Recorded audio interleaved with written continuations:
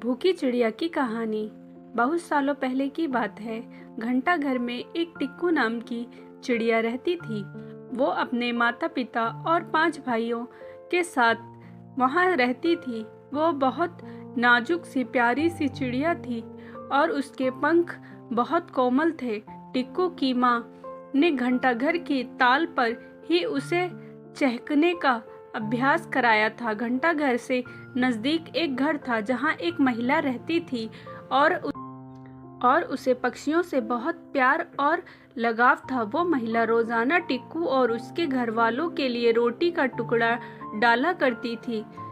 एक बार वो महिला बीमार हो गई और बीमारी के चलते उसकी मौत हो गई। महिला के इस दुनिया से चले जाने से टिक्कू और उसका परिवार भूखा रहने लगा, क्योंकि उसका पूरा परिवार खाने के लिए उस महिला पर ही निर्भर था।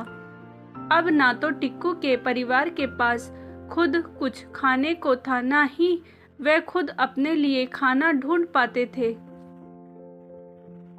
दिन पर दिन भूख से टिक्कू के परिवार की हालत खराब होने लगी। टिक्कू के पिता ने कीड़ों का शिकार करने का फैसला किया और बहुत मुश्किल से उन्हें 3 कीड़े मिले, लेकिन इतने बड़े परिवार के लिए ये खाना बहुत कम था। खाने की तलाश में टिक्कू, उसके भाई और माँ भी जगह जगह खाने की खोज में निकल पड़े। एक घर की खिड़की के पास टिक्कू की माँ ने अपनी चोंच से उस खिड़की के पास जाकर खिड़की खोलना चाहा तो वहाँ भी कुछ खाने को भी नहीं मिला, बल्कि उस मकान के मालिक ने गुस्से में आकर उन पर राख फेंक दी, जिससे टिक्कू की माँ, उसके भाई और वो खुद खाकी रंग के हो गए। दूसरी ओर टिक्कू के पिता को खाने की खोज करते करते एक ऐसी जगह मिलती है जहाँ अधिक संख्या में कीड़े थे। पिता खुश थे क्योंकि अब उनके कई दिनों के खाने का प्रबंध हो गया था।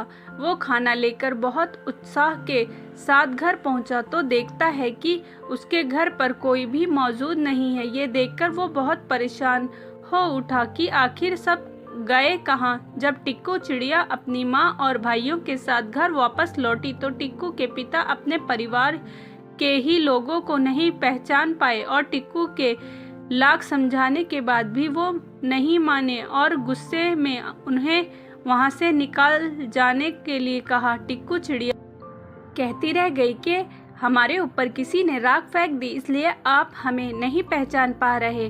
पर उसके पिता ने उसकी एक ना सुनी। पिता को समझा कर अब सब निराश हो चुके थे और हार मान चुके थे, लेकिन टिक्कू चिड़िया ने हार नहीं मानी। वो अपनी माँ और भाइयों को तालाब लेकर गई और सबसे पानी में जाकर नहाने के लिए कहा, जिससे उनके शरीर पर लगी राख साफ हो गई और सब अपने पहले रूप में वापस आ गए। टिक्कू के पिता को अपने किए पर पछतावा हुआ और उन्होंने टिक्कू सहमत उसकी माँ और अन्य बच्चों से माफ़ी मांगी। भूखी चिड़िया की इस कहानी से हमें ये सीख मिलती है कि हमें पूरी तरह दूसरों पर निर्भर नहीं रहना चाहिए और हमेशा खुद पर ही भरोसा करना चाहिए।